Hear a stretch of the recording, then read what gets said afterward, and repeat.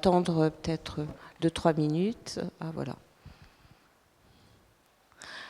Après, oui, vous pouvez vous disposer où vous voulez.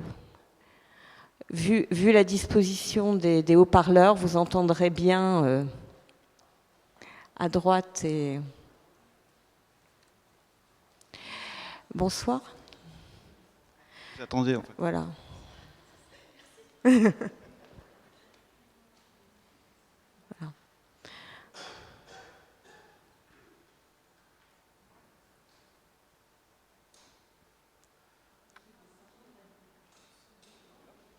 Alors après, vous voyez par le dispositif, vous pouvez vous mettre vraiment voilà, où vous voulez. Si tout à l'heure vous voulez déambuler pour écouter, vous pouvez également. Voilà. Bon, bah merci d'être là. On aurait dû être 3, on n'est que 2, parce que malheureusement Yann Rocher est tombé malade. C'est une période en ce moment où, voilà, ce sont un peu les aléas. Néanmoins, on vous fera écouter 2 pièces que Yann avait réalisées, et puis tout à l'heure, je vous dirai qui est Yann aussi, hein, parce que par rapport à Eddy, c'est 2 parcours complètement différents. Alors, je vous dis un peu comment on va un peu organiser les choses, puisque l'idée était voilà, qu'on vous décrive les choses, mais qu'on soit véritablement également dans l'écoute, hein, et pas uniquement dans la parole. Donc, on va effectivement faire une brève description. On va revenir sur chacune des pièces, mais on va vous inviter à un moment donné à des vraies plongées d'immersion sonore. Donc, ça sera à peu près des moments de des séances de 15-20 minutes. Hein. Comme ça, vous pouvez rentrer complètement dans les sons. Au lieu de vous faire écouter une pièce, la décrire, écouter... Bon, ça, c'est pas très, très intéressant. Hein. Donc voilà. Donc je suis accompagnée donc d'Eddy Ladoire, hein, puisque Yann ne peut pas être des nôtres. Alors, à une époque où nous sommes happés par les images, la question de l'écoute et nos espaces est quand même très importante, qu'ils soient architecturaux, urbains ou paysagers. Elle est centrale même, je dirais, pour appréhender différemment les lieux que nous habitons ou que nous traversons. Donc c'est un véritable temps par l'écoute auquel on vous invite, comme je vous l'ai dit, à une traversée d'espaces multiples. À la fois des espaces qui sont ceux de la ville, de lieux plus spécifiquement d'architecture, ou encore de paysages. Ou encore comment ces lieux architecturaux s'inscrivent aussi dans un paysage. Alors ils seront évoqués à la fois plusieurs expériences, à la fois des expériences d'installation sonore, on y reviendra, ou de pièces sonores qui s'inscrivent dans le cadre d'expositions. Donc ça, c'est encore un autre cadre, qui ont des spécificités au point commun, hein, en même temps, qui sont ou la construction d'une narration par l'utilisation de la voix et de la musique, souvent le développement d'un dispositif plastique de diffusion de son, et la spatialisation des sons en jouant avec les caractéristiques architecturales et acoustiques des lieux. Les pièces des installations que vous allez écouter, alors elles ont cette spécificité par rapport aux deuxième typologie, je dirais, de pièces qu'on écoutera, c'est que c'est des pièces qui peuvent exister de manière autonome du contexte dans lequel elles sont montrées. Ce qui est finalement différent des pièces que l'on écoutera dans un deuxième temps et qui existent en fonction d'un cadre défini qui est celui d'une exposition. Et ça, on reviendra aussi sur cela. Alors, je vous dis, on va écouter à la fois des pièces d'Eddy Ladoire, des pièces de Yann Rocher. Alors, Yann qui n'est malheureusement pas avec nous, hein, donc j'essaierai de décrire au mieux son travail. Yann, alors, lui est architecte. Il est architecte à l'école de Paris-Malaquais. Il est également musicologue, il est scénographe. Et il est enseignant, donc à Kemenké. Alors, il a réalisé pendant de nombreuses années, avec le collectif qui s'appelait Théâtre électronique, un certain nombre d'installations, ça entre 2002 et 2011. Et il a été commissaire d'exposition, entre autres à la Cité de l'Architecture ici, avec une exposition qui s'intitulait Globe en 2015. Et puis, il a réalisé également une exposition dont vous entendrez un extrait, qui s'appelait Théâtre en Utopie et qui avait été réalisé à la Saline d'Arc-et-Senans. Alors toi, Eddy, bon, Tu es compositeur, plasticien, tu as un double parcours, c'est ça qui est intéressant, à la fois, je dirais, de compositeur, où tu as fait le Conservatoire de Bordeaux en classe électroacoustique, et puis les arts décoratifs à Bordeaux. Donc, le point de départ de ton écriture musicale est véritablement basé sur l'enregistrement de lieux, des caractéristiques d'un lieu. À partir de cette collecte minutieuse de sons et par des montages étudiés, tu naisses des travaux à la fois d'installation ou de composition. Mais tu reviendras là-dessus. Alors, dans la première partie, on va aborder effectivement la question des installations sonores. Alors, comme je vous disais, ces installations sonores, alors vous allez me dire par rapport aux expositions, elles s'inscrivent aussi dans un cadre, mais elles ont ces spécificités aussi de pouvoir exister de manière autonome. Du moins, c'est la nature des pièces que l'on va vous faire écouter. Alors, on va écouter 4 pièces vraiment de nature extrêmement aussi différentes, même si, comme je le disais au début, on peut dire qu'elles ont certaines spécificités en commune. Alors, je vais vous parler d'abord, et puis je te laisserai après la parole, de l'installation que vous entendrez, Gramophonie, de Yann Rocher. Alors ça, c'est une installation qu'il avait conçue en 2006, qui était une installation qui était composée de 78 gramophones, prenant comme point de départ l'histoire de l'invention du phonographe et du gramophone. Alors cette installation, elle associait des objets et des sons pour proposer, en disposant une série de machines imaginaires dans un espace sombre, un véritable récit sonore de cette invention qu'est le gramophone. Donc vous imaginez, vous rentriez dans cet espace, qui était un espace assez sombre, où chaque élément était disposé dans la pénombre, mais néanmoins était illuminé, et avait une lumière effectivement sur chacun de ces éléments. Une voix en américain et en français reprenait des textes, des mémoires et observations de Thomas Edison. Alors cette voix, il l'avait spatialisée avec d'autres sons. Et il y avait une forme de 4 tableaux qui se succédaient, abordant à chaque fois un thème particulier des textes d'Edison. L'invention du phonographe, la question de l'homme et la machine, la surdité, puisque Edison était sourd, et l'inventeur et la société. Voilà, donc vous pourrez entendre tout à l'heure un extrait de cette pièce. Bon, quant à toi, Edith, tu vas nous faire écouter 3 pièces complètement différentes. Une pièce dont je vais te laisser en parler, que tu as réalisée à la Cité Frugès, donc la maison gratte-ciel de Le Corbusier.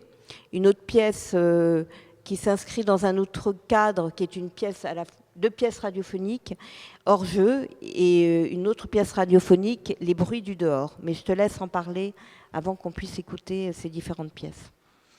Alors bonsoir d'abord. Effectivement, en fait, on s'est posé la question de savoir si on parlait vraiment de l'architecture du son dans l'architecture, etc. Et on s'est dit en fait que finalement la meilleure des solutions, c'était de vous faire écouter les choses. Vivre l'expérience en plus de diffusion. Alors ici c'est très résonnant, donc ça peut être assez drôle. Et surtout ce qui peut être assez intéressant dans ce type d'expérience, c'est que vous êtes assis là, mais si vous reculez, vous n'allez pas entendre la même chose. Et c'est vraiment exactement en fait tout le sens de mon travail. En fait. Donc effectivement, moi je viens du conservatoire de Bordeaux. J'ai fait beaucoup de piano pendant 18 ans et après je me suis intéressé à la musique contemporaine et surtout l'écriture de musique électroacoustique. Et tout ce travail en fait d'aller chercher de la matière pour pouvoir écrire une composition, la donner à écouter dans un espace et avoir inventé en fait surtout des formes de récit par cette matière-là, par cette matière en fait sonore. Et je me suis énormément intéressé au travail en fait d'un compositeur qui s'appelle Luc Ferrari, et surtout une pièce qui m'a marqué, qui m'a extrêmement marqué, et ça on en parle régulièrement avec Anne-Laure, c'est Presque rien. Alors j'ai passé en fait le presque rien, mais notez cette référence si vous vous intéressez à tout ça, c'est quand même c'est un monstre, et surtout en fait arrivé dans un contexte dans les années 60, c'est une révolution par rapport à toutes ces musiques-là contemporaines et qui arrivent en fait après, électroacoustique, etc., etc. Donc ce soir en fait effectivement je vais vous faire écouter 3 pièces. Une donc qui s'appelle Frugès, qui est la cité Frugès se trouve à Pessac, et la ville de Pessac en fait voulait ouvrir en fait une maison témoin de Le Corbusier donc, et se poser la question de savoir comment faire la visite et comment donner à vivre une expérience en fait dans cette maison. Premièrement, ils ont réfléchi à un audio guide, ce qui était absolument pas du tout intéressant, voire complètement inintéressant par rapport à la maison. Et le deuxième choix, en fait, ça a été de se dire, peut-être qu'un compositeur peut récupérer, enregistrer de la matière dans cette maison. Et puis, en fait, le meilleur en fait, des choix qu'on peut faire, c'est donner à écouter ce qui se passe dans la maison par le biais en fait, de la captation et surtout en fait, de la composition. Donc on a monté un dispositif d'écoute qui était simplement un lecteur MP3 avec des casques ouverts qui enregistrait en même temps en fait, ce qui se passait dehors et donc qui diffusait en même temps la pièce. Donc vous allez voir, en fait, ça joue. Alors ici, c'est pas le bon exemple d'écoute, mais ça n'empêche que c'est un extrait et que c'est intéressant. Ça joue en fait de la fiction et de la réalité. C'est vraiment le principe même de mon travail aussi. C'est de jouer en fait avec la matière qui vous donne à écouter quelque chose dans un temps donné et dans un lieu précis, et qu'à partir du moment où en fait vous êtes dans une immersion sonore, vous savez plus réellement en fait si vous êtes dans l'écoute ou si vous êtes vraiment dans la vie. Voilà. La deuxième chose, c'est une pièce radiophonique qui a été faite à partir de... Enfin, j'ai travaillé surtout en fait, avec l'université de Bordeaux pour créer des micros et pour enregistrer en fait, les impacts dans les sports de combat. Et notamment le rugby. Je m'intéresse à ce sport depuis longtemps et à sa stratégie. Et la composition est justement faite à partir de sons donc, qui ont été prises sur les corps, mais en fait qui est exactement montée en fait, comme aurait pu se dérouler un match. Donc c'est-à-dire la mêlée, la touche. Enfin, je ne sais pas si vous vous intéressez à ce sport-là, mais en tout cas, il y a plein de choses. La mêlée, la touche, des actions avec des 3/4 qui s'en vont, qui courent, etc., etc. Et donc toute la composition amène en fait à créer une émotion par rapport à un sport qui est peut-être ridicule à un moment donné, qui peut être un sport de beauf pour plein de gens, mais qui est ultra stratégique et ultra intéressant en fait quand on commence à mettre les mains c'est assez juste, et les pieds dedans. La troisième pièce que je vais vous faire écouter, c'est un travail en fait qui a été mené avec Hélène Perret, qui est ma compagne depuis maintenant longtemps, et puis avec qui je travaille depuis aussi longtemps.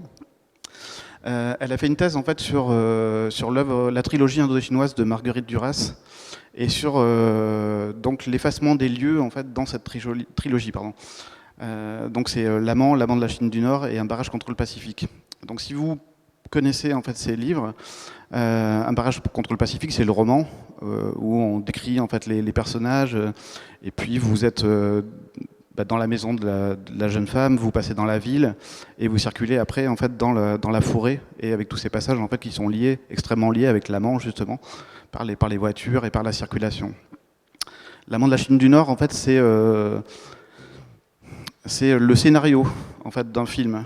Et donc si vous vous intéressez en fait à cette lecture, vous verrez qu'en fait on décompose en fait le roman et qu'on va en fait sur un scénario qui aurait pu être un film. Et donc on efface de plus en plus les lieux. Et un barrage, je sais plus, en fait je me suis planté. Le troisième en fait c'est un roman photo. Il y a quasiment plus de phrases. C'est vraiment la description en fait de l'univers, des lieux, de la fiction, du personnage. Et donc j'ai pris on a travaillé en fait justement sur cette méthode d'écriture et on l'a appliquée en son. Donc l'idée c'était de se dire que la quatrième étape en fait qu'aurait pu écrire Duras, et je pense qu'elle y avait pensé, c'était soit faire un film, soit faire une pièce radiophonique. Et par les recherches en fait qu'avait fait Hélène Perret à l'époque, on sait très bien qu'effectivement il y avait une commande en fait de Radio France et il y avait cette idée en fait de basculer dans le sonore et de faire écouter et d'effacer complètement tout mot, tout texte, juste donner des indications d'espace, juste donner des indications de personnages et rentrer en fait dans le son simplement. Voilà. Ensuite, on fera une pause avec une pièce de Yann, et on repartira sur des œuvres en fait, qui sont plus installations. Mais bon, en tout cas, on a une petite vingtaine de minutes devant nous pour vous faire écouter. Enfin, j'ai une petite vingtaine de minutes, j'ai quand même. Ce truc-là, c'est chouette, cette force-là. Donc l'idée, c'est que je vais démarrer, et puis au bout d'un moment, je vais essayer de mixer en fait, les trois pièces pour que vous puissiez écouter un maximum de choses. Parce que par exemple, en fait, Frugès, ça dure 35 minutes. Hors jeu, c'est 40 minutes. C'est une grosse installation. Ça joue très fort normalement. Les bruits du dehors, c'est 45 minutes, normalement diffusés dans le noir avec une vingtaine de haut-parleurs. Le son est spatialisé. Bon, là, il s'avère qu'on est en stéréo, donc enfin stéréo, une sorte de stéréo quadriphonie, je sais pas comment on peut dire. Bon voilà, en tout cas cette expérience donc d'écoute, comme je vous disais, si n'hésitez pas à vous lever, à circuler dans l'espace, ça peut, voilà, vous allez voir en fait ce qu'on appelle des phénomènes psychoacoustiques, donc on n'entend pas la même chose, et puis je trouve qu'au milieu là, il y a une sorte de point de résonance, c'est assez intéressant parce que quand on s'intéresse à tout ça, vous verrez vos oreilles en fait sifflent à un moment donné, et je pense que c'est là où Lise, pas loin, vers ici, là il y a un truc qui résonne, c'est assez surprenant. Bon voilà, bonne écoute en tout cas, et à tout à l'heure.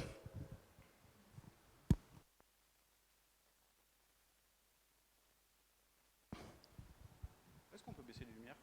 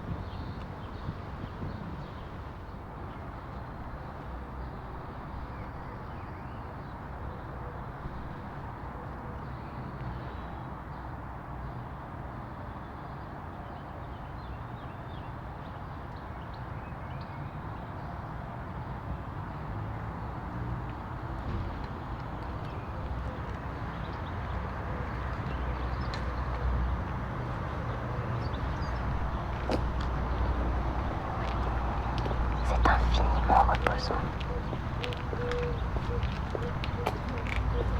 Vous ne trouvez pas?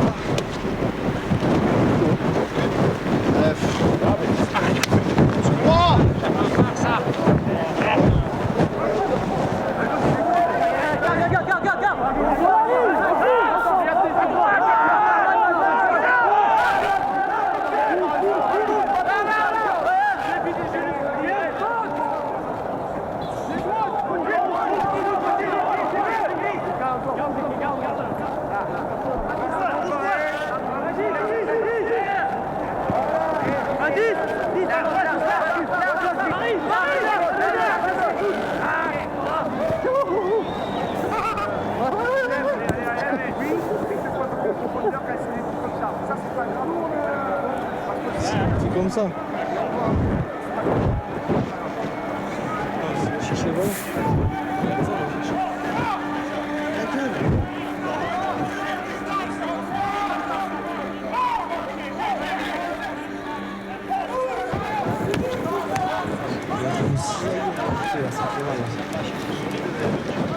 Merde, ça c'est l'air.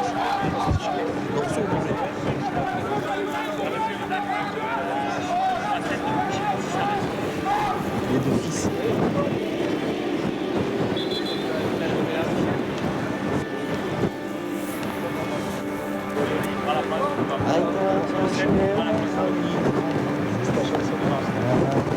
Sardine, 6-2, plus, gaz. 6-2. Attends, 6-2, plus. 6-2 plus, oui. Qu'est-ce que tu redis 6-2? C'est pas une 7-2. Là, ça fatigue. Oui, oui, oui, chanson. C'est ça que je veux te dire. J'ai entendu au fond. Allez, si tu veux.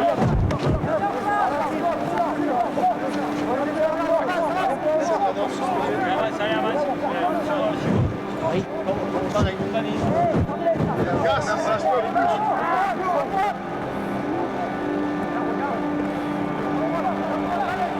Oui, tu le...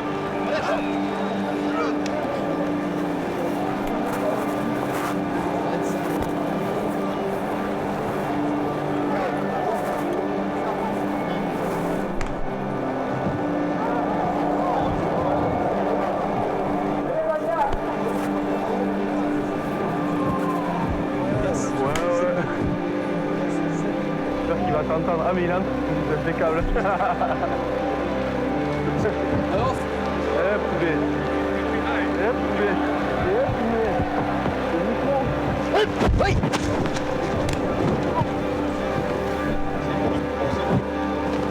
Refais sur place.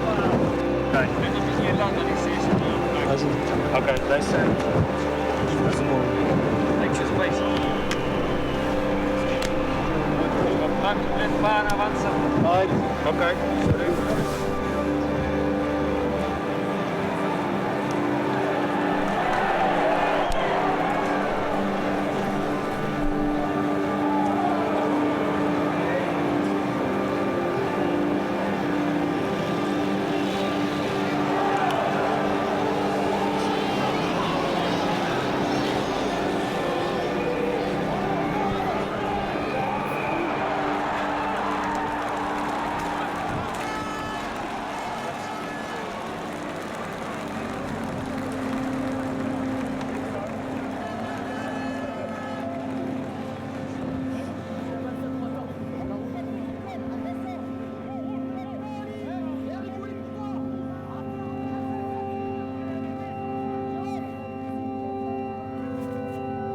Comme quoi, une idée est toujours une bonne idée, du moment qu'elle fait faire quelque chose, même si tout est entrepris de travers. Comme quoi, une idée de ce genre est toujours une bonne idée, même si tout échoue lamentablement, parce qu'alors il arrive au moins qu'on finisse par devenir impatient, comme on ne le serait jamais devenu si on avait commencé par penser que les idées qu'on avait étaient de mauvaises idées.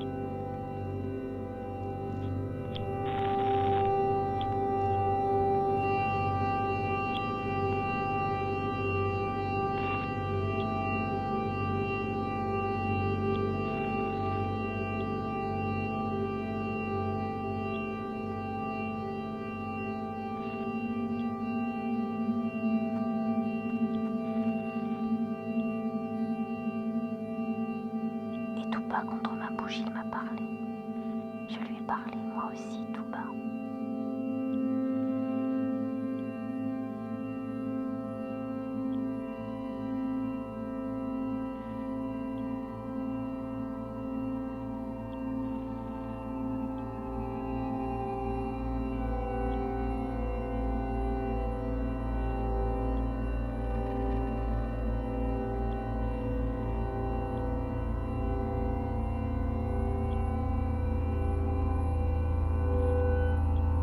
C'est tôt dans l'après-midi. Elle a échappé à la promenade obligatoire des jeunes filles du pensionnat.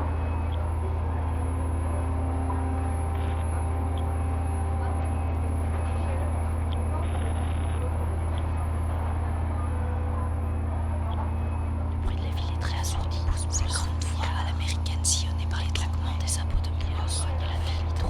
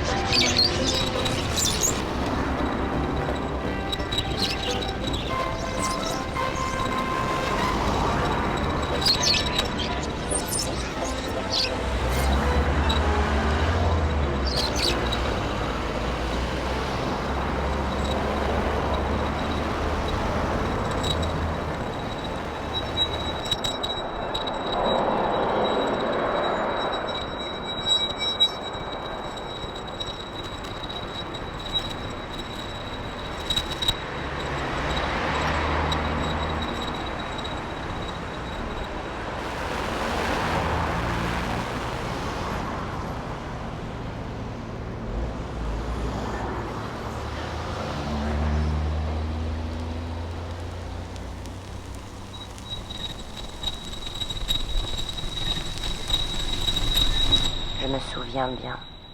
La chambre est sombre, on ne parle pas.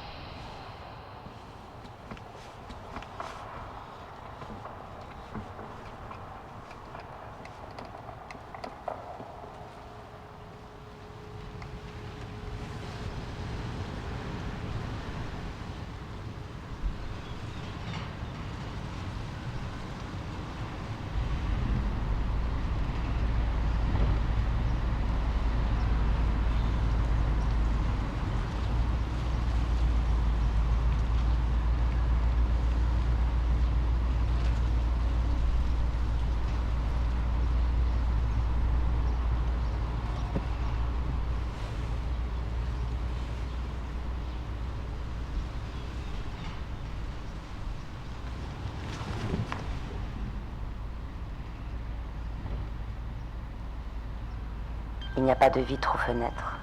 Il y a des stores et des persiennes. Sur les stores, on voit les ombres des gens qui passent dans le soleil des trottoirs. Ces foules sont toujours énormes. Les ombres sont régulièrement striées par les raies des persiennes. Les claquements des sabots de bois cognent la tête. Les voix sont stridentes. Le chinois est une langue qui se crie comme j'imagine toujours les langues des déserts. C'est une langue incroyablement étrangère.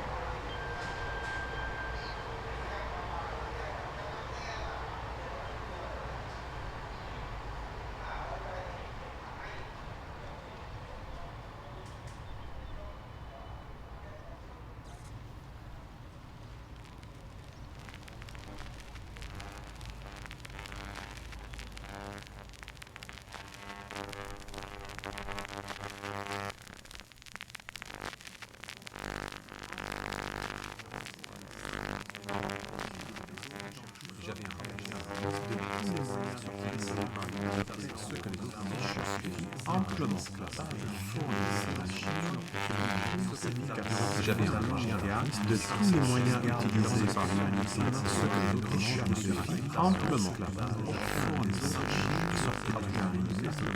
J'avais un de tous les moyens utilisés par l'humanité, ce que les riches me suffit amplement.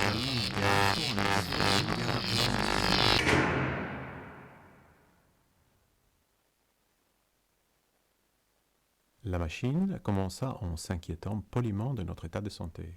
Nous demandons si nous began by politely inquiring nous informant que tout allait bien pour elle et nous gratifiant d'un cordial bonne nuit. Bonne nuit. Bonne nuit. Bonne nuit. Good night. Bonne nuit. Good night. Good night. Bonne nuit. Good night. Good night. Good night. Bonne nuit. Bonne nuit.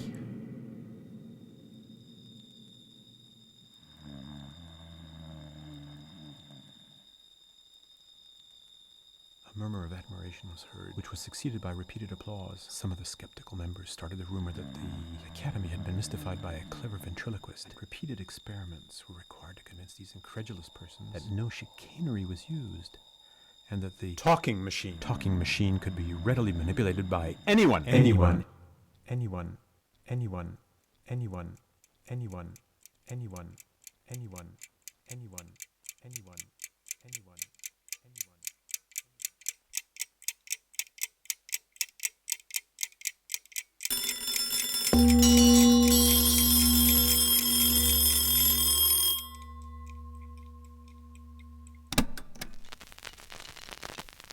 The phonograph receives and then transmits to our ears again every least thing that was said, exactly as it was said, with the faultless fidelity of an instantaneous photograph during the work of a conscientious and infallible scribe. A song sung on the phonograph is reproduced with marvelous accuracy and power. A murmur of admiration. These incredulous exactly as it was said. A murmur of admiration. No chicanery. Clever ventriloquist. These incredulous persons. Exactly as it was said. Clever ventriloquist. J'espère que vous n'êtes pas endormis.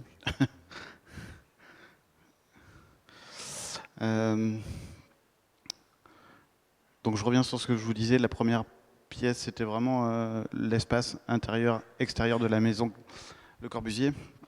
La deuxième partie, vous avez fait la rencontre avec le talonneur de l'avion bâillonné, qui est un monstre.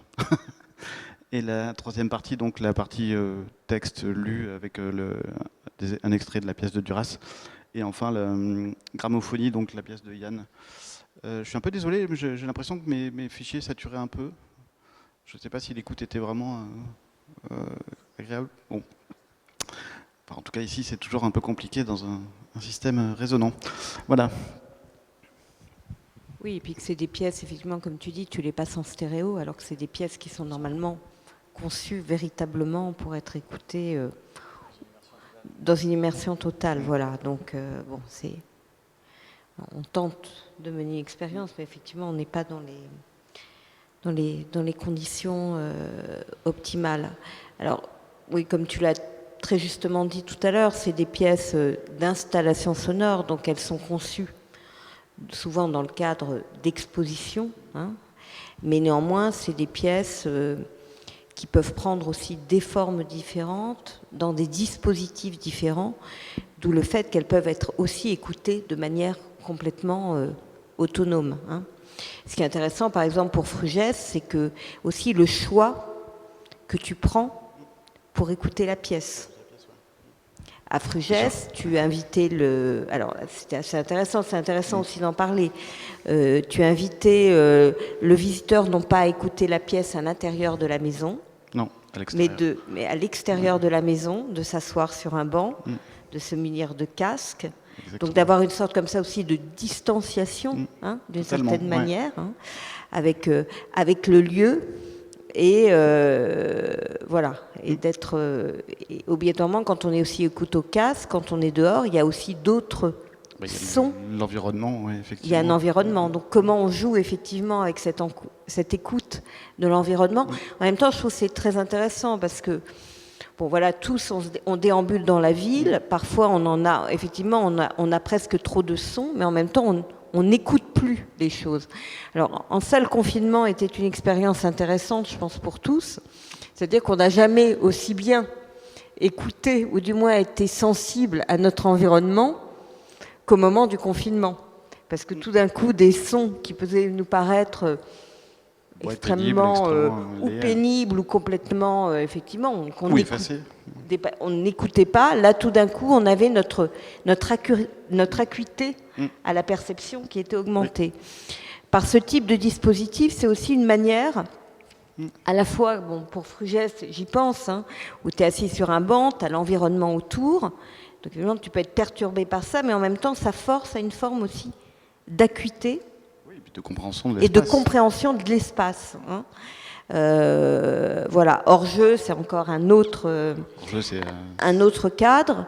Quoique là, tu invites les spectateurs là, à rentrer complètement dans un espace qui est complètement sombre. Alors l'idée en fait de hors-jeu, c'est surtout... c'est pour ça que je m'excusais un peu des fichiers. Hors-jeu, c'est... la diffusion en stéréo, évidemment, elle n'est pas juste, puisque c'est 12 haut-parleurs. Les gens sont invités à se mettre au sol et chaque haut-parleur diffuse un son différent. Donc, par exemple, quand j'enregistre la mêlée, vous êtes vraiment au cœur de la mêlée, vous êtes dedans, quoi. Et effectivement, dans un passage plutôt stéréo, vous n'êtes pas vraiment en fait, dans ce système-là, quoi. Mais c'est vraiment, voilà, on est dans le noir quasiment complet et on se retrouve à être au cœur de ce sport, quoi, vraiment. Alors j'ai choisi en fait la partie la mêlée où ça gueule un peu et puis ça m'amusait en fait de diffuser ça. Mais c'est vrai qu'il y a une première partie en fait où on se retrouve avec les gens qui courent et sur le dispositif des 12 en fait effectivement vous avez l'impression que vous avancez alors qu'en fait vous êtes statique et que ça bouge pas, quoi. Voilà. Oui, donc là de rentrer véritablement.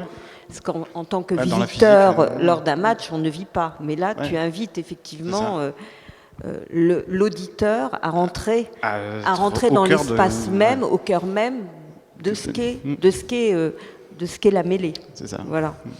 Et puis, la pièce, les bruits du dehors, hein, là, alors on est encore complètement dans un autre... Dans la radiophonie plutôt, là. Hein, presque dans une pièce radiophonique. On est presque dans une pièce, on est même complètement, oui, dans dans une pièce radiophonique et elle est aussi très intéressante, mais aussi à un autre niveau. C'est d'en offrir presque un quatrième opus. Et comme tu le dis très justement, Duras y avait pensé. Hein, et donc vous offrez effectivement cet espace. On a pris on a pris ce pouvoir de le faire. Vous avez pris cette liberté. Et on sait à quel point chez Duras, la question des lieux était extrêmement important. Hein. Elle a écrit même il y a tout un texte là-dessus, sur les lieux de Duras. Donc voilà, donc là vous nous invitez aussi à une autre expérience, à traverser aussi des lieux. Il faut savoir que c'est un pays où tu es allé, donc tu as aussi enregistré des sons là-bas. Oui. Ça ne part pas uniquement. Là encore, c'est pas des sons que tu aurais pu c'est pas des sons fabriqués, récupérer. Ouais. C'est pour ça que c'est important aussi, je pense, de le dire, parce que il y a aussi, parfois des créateurs sonores qui font aussi ce travail d'aller récupérer des sons. Toi, tu as vraiment été là, toujours ce travail aussi chez toi d'enregistrement, de captation du terrain, et de ne pas être dans une forme, je dirais, documentaire, parce que là encore, on peut avoir, qui est extrêmement intéressante aussi, de créateurs sonores, mais qui vont être plutôt dans une forme documentaire, ce qui n'est pas ton cas. Non. Moi, je suis presque dans une écriture musicale, en fait, quelque part. Voilà. C'est ce qu'on disait tout à l'heure, entre ce jeu, entre la fiction et la réalité. Moi, ça vient vraiment en fait de la composition électroacoustique, des formes de composition de musique contemporaine. Après, c'est lié en fait à différents sujets, mais effectivement, en fait, l'idée c'est d'être au plus juste, sans être dans le documentaire, et tout en donnant à l'écoute les formes les plus justes. Ouais. Voilà, et le son effectivement qui nous invite là à traverser des espaces, mais aussi à ouvrir des espaces, un espace mental également, parce que on est aussi dans cette dimension-là, et on en reparlera tout à l'heure avec l'exposition All Sound Fiction plus particulièrement. Donc là, effectivement, on a écouté des pièces qui peuvent exister de manière complètement autonome. On trouvait intéressant quand même de parler du cas, je dirais, comment s'inscrit le son dans le cadre d'exposition. Alors là, on va aborder 3 cas différents.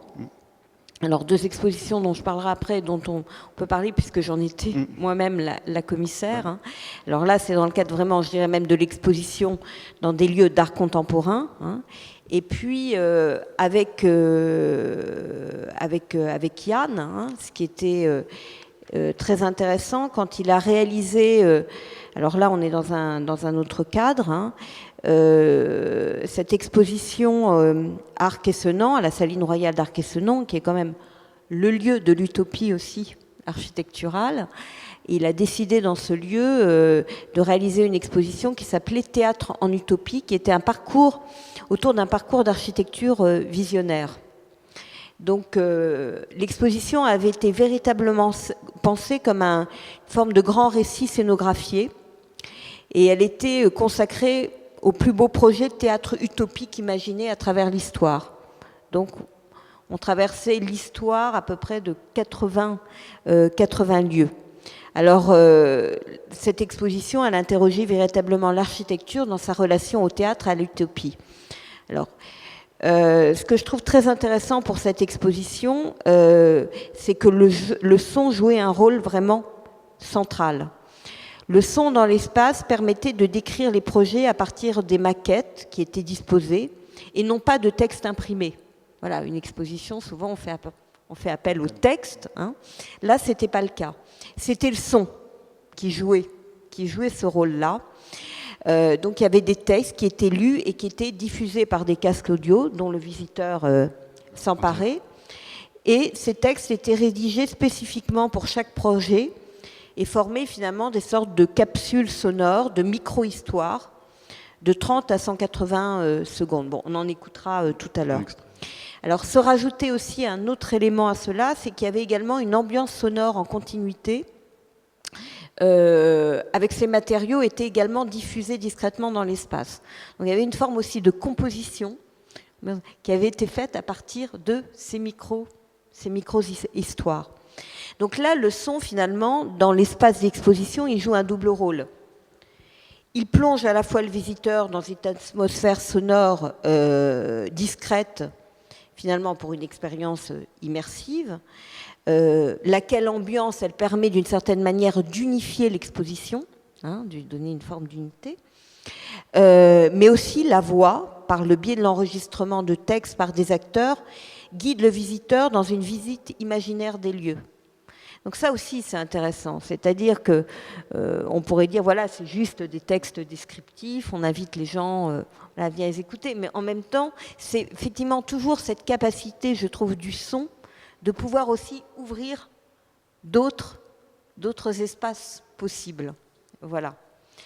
Et puis on écoutera un extrait de ce projet qu'avait mené Yann.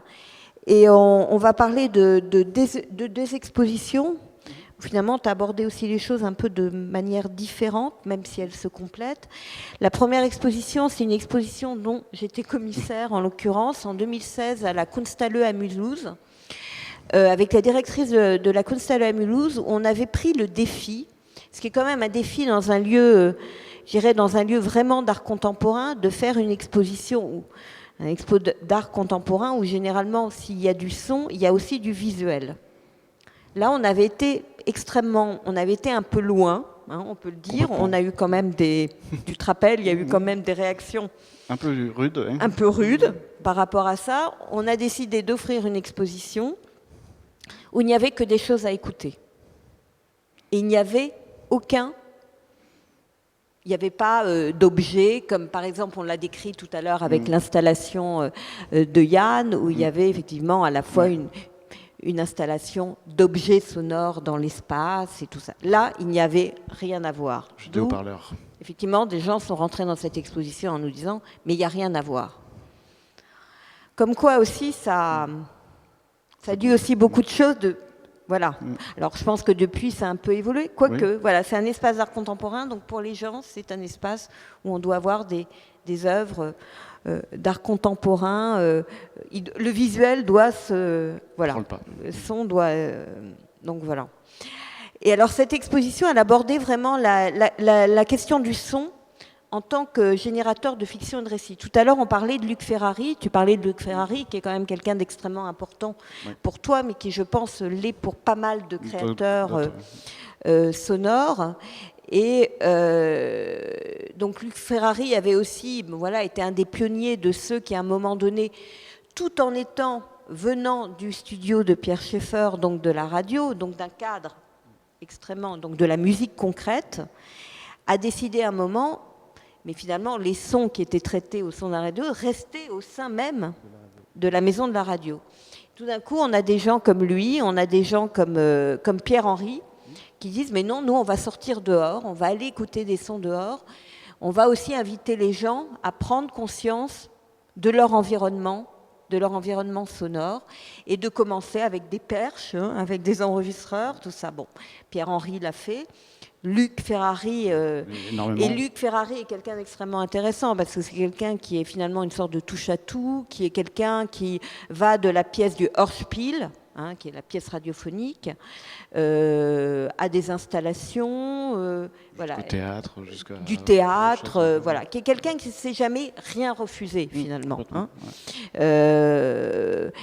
Et donc quelqu'un qui va enregistrer, effectivement, qui part comme ça à la recherche des sons, des ambiances, qui après fait ce travail de composition à partir de ça, et nous emmène complètement véritablement dans des imaginaires. Donc dans le cadre de cette exposition, sans faire trop long, on avait effectivement montré il a fait très peu d'installations, mais une qui s'appelle Musique Promenade, qui constituait différents haut-parleurs, où la personne est invitée à rentrer dedans et entend des sons, et des ambiances, et voilà, et c'est une sorte comme ça de promenade sonore dans des lieux. Mais les 4 artistes que j'avais invités, donc étaient, Luc Ferrari n'est plus vivant, mais on montrait cette installation, Mathias Delplanque, Eddie Ladoire et Cédric Marinet, ils avaient vraiment en commun cette écriture sonore basée sur l'enregistrement de terrain. Alors vous allez me dire comment on gère cette question finalement de 4 pièces sonores dans l'espace qui vont jouer en même temps, Alors là, ça a été effectivement, bon après tu parleras de ta pièce plus particulièrement, ça a été vraiment tout un travail, à la fois compositionnel de chacun de concevoir cette pièce, hein, et puis à la fois un travail compositionnel, vous tous ensemble, hein, oui, pour gérer ces différentes pièces dans l'espace et faire en sorte que ces œuvres, finalement, se déployaient en écho dans l'espace, interagissaient, se fondaient, finalement, comme ça devenait comme une sorte de large partition sonore. Hein, ouais. C'était ça. Et comme si c'était finalement des ponctuations qui étaient écrites pour créer un seul et même récit. Ce qui avait comme effet aussi de pouvoir assez déstabiliser aussi l'auditeur, parce que les gens pouvaient s'asseoir, mais étaient invités aussi à déambuler. Et finalement, c'était des formes de récits voilà, qu'on offrait, mais en même temps que l'écoutant était amené à construire lui-même ses récits.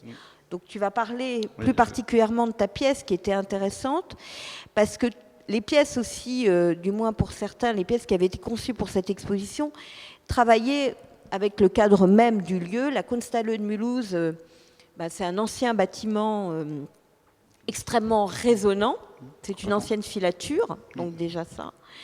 Et ce qui était intéressant, c'est que Mathias Delplanck, qui était un des artistes, avait pris un choix que je trouvais extrêmement intéressant, qui était de dire, ok, mais de venir avec une pièce qui n'était pas une pièce à écouter en entier, mais qui était plutôt une pièce qui se déclenchait à certains moments et qui était là pour venir vraiment se glisser comme des formes d'interstices au milieu des autres. Au milieu des autres pièces, et comme des sortes finalement d'interstices même à la fiction, au récit qui était offert aux visiteurs voilà, qui venaient. Et toi, tu as conçu une pièce dont je vais te laisser parler, qui s'appelle Circling, qui était constituée finalement de 2 pièces sonores et qui avait aussi à voir à la fois avec le lieu même, puisque tu as enregistré des sons dans le lieu même, mais qui avait à lieu aussi avec l'histoire de la ville de Mulhouse et l'histoire aussi de l'industrie à Mulhouse. Donc, en même temps, à la fois, tu offrais une sorte de cartographie sonore du lieu, mais tu invitais aussi à une cartographie sonore de la ville, du moins d'une certaine histoire de la ville qui est l'industrie, liée à l'industrie textile, et tu faisais se croiser effectivement ces deux histoires. Ces deux histoires, voilà. Complètement. Voilà. Donc je te laisse parler un peu de ta pièce. C'est surtout qu'en fait, le parti pris de l'exposition, c'est qu'on est dans un rectangle, enfin dans une pièce très rectangulaire, et qu'effectivement ça résonne énormément. Un peu comme ici, sauf qu'il n'y a pas les... Même si on avait fermé même si toi, tu étais un des rares dont on avait vraiment fait un espace. Ce qu'on a fait, en fait, surtout, c'est qu'on s'est dit, on va partir de ce qu'on sait faire, c'est-à-dire de la radiophonie, de la composition, écrire des pièces, on sait faire ça, c'est notre métier. Et à tous les 3, on s'est posé et on s'est dit, il faut que l'un joue à un moment donné, l'autre réponde, le troisième, en fait, va mélanger quelque chose qui va donner à écouter peut-être un mélange, un mix, et puis et ainsi de suite. Et donc du coup, moi j'avais fait le choix de mettre ma pièce dans le noir complet, et effectivement de diffuser 2 pièces entrecroisées, donc une gauche-droite en fait, et gauche-droite qui se croisaient. Et quand on était au milieu, on entendait en fait le mix des deux, et ça jouait des fois en fait l'un ou l'autre. Et cette pièce en fait constituait un peu le nerf de la guerre, c'est-à-dire qu'elle était presque centrale, et qu'à l'intérieur on pouvait écouter une forme, et à l'extérieur, en fait, on entendait un bourdon. Et ce bourdon, en fait, était le principe de composition des 3 pièces, en fait, qui venaient s'agrémenter derrière. Mathias a effectivement fait un travail qui était à peu près semblable au mien, sauf qu'il a travaillé sur le lieu même, la Kunsthalle, alors que moi, j'ai vraiment travaillé sur cette histoire, effectivement, de la filature, et d'aller chercher, en fait, j'ai cherché à enregistrer en fait les dernières machines qui existent encore chez DMC, qui sont des machines ancestrales. Et l'idée, c'était de faire presque un travail pas documentaire, mais en fait, en tout cas, d'histoire en fait autour de ça.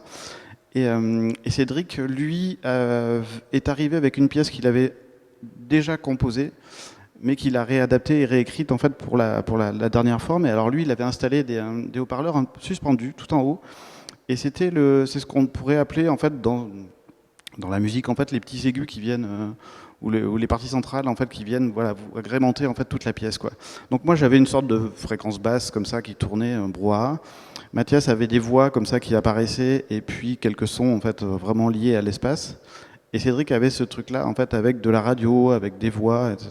Donc ça composait en fait une forme qui bougeait tout le temps. Mais effectivement, le truc intéressant, c'était de se dire que quand on venait visiter l'exposition, il s'avère que les boucles, en fait, elles faisaient quasiment 45 minutes chacune. Donc à chaque fois que vous pouvez venir, vous n'entendiez jamais la même chose. Parce que tout était en fait vraiment pas du tout synchronisé. Et on a laissé cette forme aléatoire en fait se composer et se faire. Et l'élément en fait le plus important là-dedans, c'est effectivement la résonance et l'espace. C'est-à-dire que où on se situait, en fait, on n'entendait pas la même chose. En fait, si on rentrait, si on était très proche des haut-parleurs, alors que si on était loin, des fois, on entendait un peu plus certaines pièces, etc. Donc, c'est vraiment une décomposition. Ce qui nous intéresse en fait dans ces formes-là, et surtout dans l'architecture et les phénomènes résonants, c'est ces formes en fait où on entend, il faut se concentrer, les phénomènes résonants, la psychoacoustique, en fait, ce sont vraiment des choses qui nous intéressent en fait tous, chacun. Et pour revenir un peu à mon travail, et je vais vous faire écouter en fait un extrait de la pièce. Moi, c'est vraiment le principe même de composition de mon travail. On n'a pas parlé d'intimité, on en parlera peut-être à la fin. Mais oui, on pourra parler d'intimité à la fin, et puis samedi matin, on a ce salon d'écoute vraiment spécifiquement sur tes pièces, intimité, qui est un travail en soi et qui demande vraiment d'avoir... Alors là, c'est vraiment extrêmement lié à l'architecture. Extrêmement lié à l'architecture, et ce que tu disais aussi, le défi aussi de faire une exposition où il y a du son dans une exposition, ça demande vraiment souvent à prendre en compte un contexte et un lieu. Et très souvent, malheureusement, on le voit, c'est-à-dire qu'on met plein de sons, mais on ne prend pas... Et là, c'était vraiment le défi de cette exposition, parce que souvent, je suis assez fatiguée pour mettre des pièces d'installation sonore, mais finalement, où les sons viennent se perturber. Et là, c'était vraiment ce défi de se dire, voilà, comment on joue avec ça, vraiment comme une grande partition. Et avant d'écouter, on va parler aussi d'une autre exposition. Alors ça, c'est une exposition qu'on a aussi réalisée ensemble, mais à Buenos Aires, alors dans un lieu architectural aussi extrêmement intéressant, une expo qui s'appelait Massalia del Sonido, là, qui était une expo qui avait lieu aussi en 2016, les deux ont eu lieu la même année. C'était à l'Hôtel de los Inmigrantes, l'hôtel des immigrants, donc qui est un lieu extraordinaire, qui est maintenant devenu un musée, qui est lié à l'université de l'UNTREF à Buenos Aires, et qui est un lieu, en fin de compte, qui était le lieu d'accueil des immigrants. Alors ce qui est très beau dans ce lieu, finalement, ils ont touché très peu de choses, donc le lieu est encore extrêmement brut. Donc on a encore les lavabos où les gens allaient se laver, les dortoirs comme ils étaient, bien sûr il n'y a plus les lits, mais on a vraiment laissé les espaces bruts comme ils étaient. Donc on m'a invité à faire cette exposition qui était aussi autour de la question du son, mais là qui était avec des œuvres vraiment de nature différente. Il y avait différents artistes là, toi, mais aussi des artistes internationaux comme Edgardo Rudinsky, comme Steve Roden, qui est un artiste, on n'aura pas le temps d'en parler ce soir, mais qui a aussi travaillé beaucoup aussi sur cette question de l'architecture. Donc ils sont venus se passer avec des œuvres aussi qui jouaient, ou alors qui venaient jouer effectivement avec l'espace même, à partir d'installations, qui venaient jouer avec l'espace et avec même l'histoire du lieu. Alors toi, tu es venu dans cette exposition, et toi finalement, tu as fait ce travail qu'avait fait Mathias d'une certaine manière pour l'Expo All Science Fiction. Toi, tu es venu te glisser avec une pièce. Autant les autres étaient des pièces physiques dans un espace dédié. Et toi, finalement, ta pièce était une pièce C'était une déambulation, complètement... en fait. Hein C'était une déambulation. Toi, c'était une déambulation, comme c'est souvent dans ton travail. Donc, on était toujours, ça c'est dans le cadre effectivement ce qu'on appelait les intimités. Et là, le visiteur était muni d'un casque, d'une carte qui indiquait là différents points d'écoute dans le lieu. Pour partir finalement à la redécouverte de ce lieu, un lieu qui était connu par beaucoup, mais là encore, tu les invitais finalement à découvrir l'espace autrement. Tu jouais avec eux. Alors ce qui était intéressant, alors il y a toujours cette frontière entre réel et fiction qui est fragile chez toi et sur laquelle tu joues et qui participe finalement de cette forme de déstabilisation pour le visiteur. Mais alors tu avais rajouté encore un autre paramètre, c'est que là tu avais été enregistré même quelques extraits des autres installations, parce qu'on avait eu vraiment un temps d'installation et tu as créé la pièce spécifiquement au moment où on était aussi dans le montage. Alors, tu as commencé tes enregistrements avant qu'on commence le montage de l'exposition. Donc, à certains moments donnés, mais tu pourrais mieux en parler, il y avait effectivement dans cette composition des éléments qui avaient à voir avec les sons des autres installations.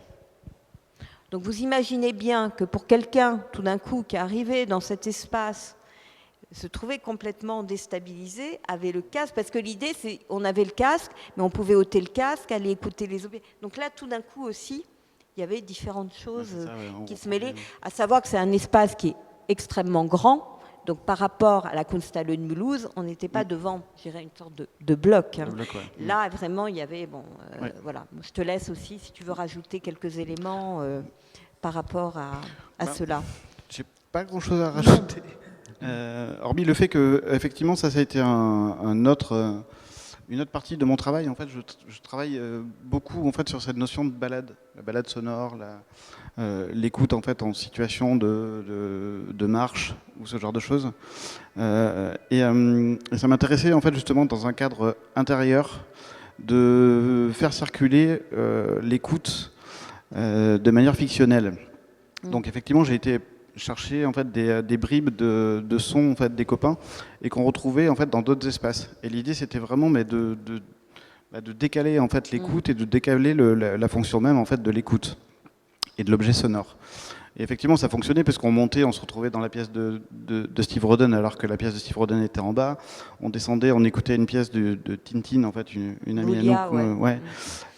Et on circulait en fait dans sa pièce et on écoutait ça de forme décalée, donc on aurait dit une sorte de délai.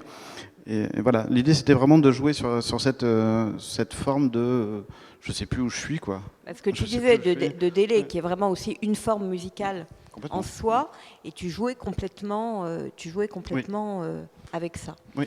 Donc samedi matin aussi, voilà, dans le cadre du festival, dans l'auditorium à 10h, on refera une sorte, là ça sera vraiment un salon d'écoute, et autour de ces pièces intimité spécifiquement, qui est vraiment un travail que tu mènes depuis plusieurs années, dont on en a fait quelques-uns ensemble dans différents contextes.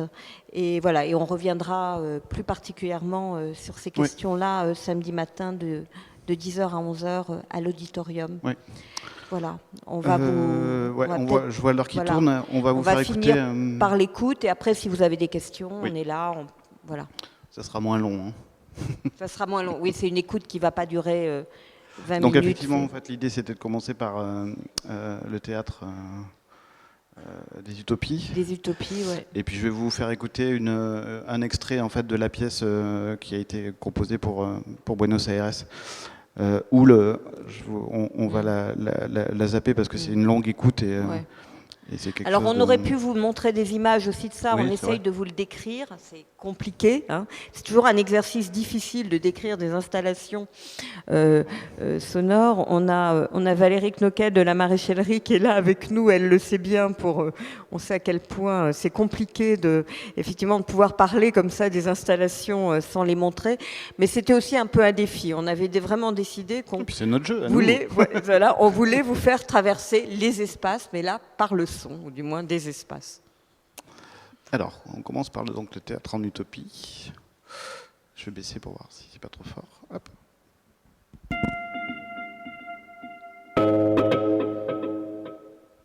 Amancio Williams, salle pour le spectacle plastique et le son dans l'espace. 1942-1953. Fils d'un illustre compositeur argentin, Williams travaille pendant la Seconde Guerre mondiale à une étonnante salle à la conception acoustique très pointue. Il se fixe alors 2 objectifs. Pousser la question de l'acoustique à l'extrême et trouver un modèle d'auditorium distribuant le son sans disparité. L'architecte aboutit à une disposition radiale du public, permettant une jauge importante de 4000 spectateurs sur seulement 16 rangs. À cela s'ajoute une courbure spécifique du plafond, favorisant les réflexions sonores tous azimuts, comme le montrent les schémas 9 à 11. La scène centrale peut, si nécessaire, recevoir des constructions verticales servant de support au spectacle plastique, ainsi qu'illustrées par les schémas 6 à 8. Williams défend l'idée d'une salle autonome, pouvant être construite en différents endroits, ce qu'expriment à merveille ses photomontages dans un parc de Palermo à Buenos Aires ou sur le Rio de la Plata.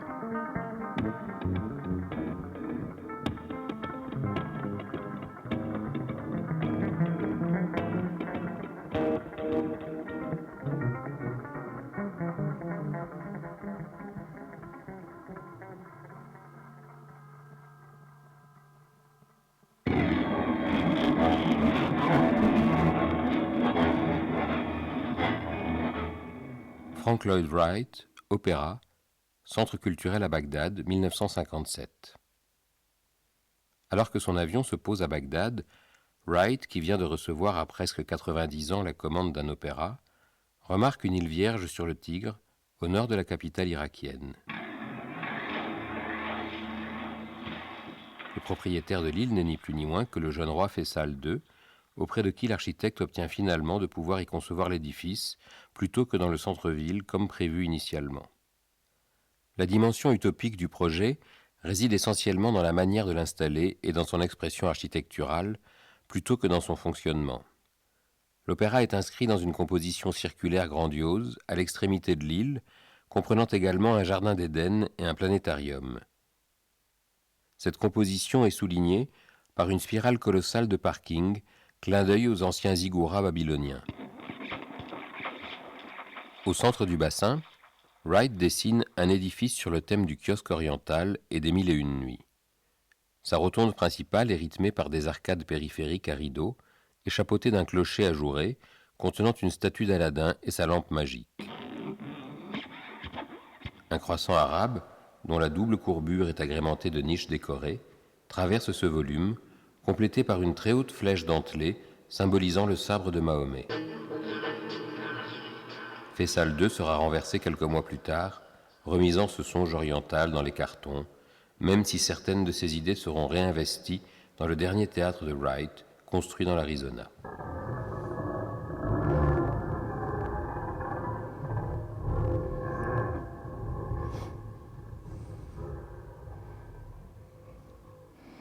Donc ça c'était pour l'extrait du théâtre en utopie. Et je vais finir donc par des morceaux de la pièce à Buenos Aires.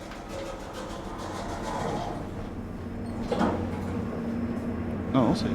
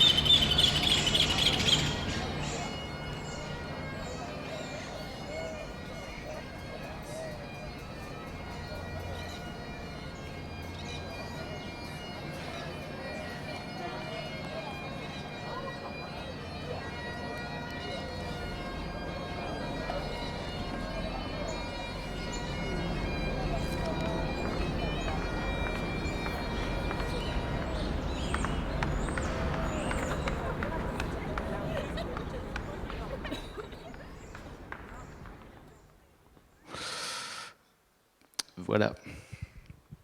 De jolis extraits. Si je l'ai fait écouter. Tu veux conclure? Comment peut-on conclure?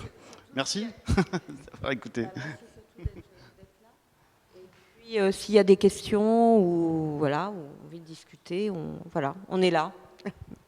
Et puis si certains veulent venir entendre d'autres pièces dédiées, alors là vraiment autour de cette série des intimités qui est vraiment très spécifique, voilà, on sera là à l'auditorium à 10h samedi matin. Oui. Voilà. Merci à vous en tout cas.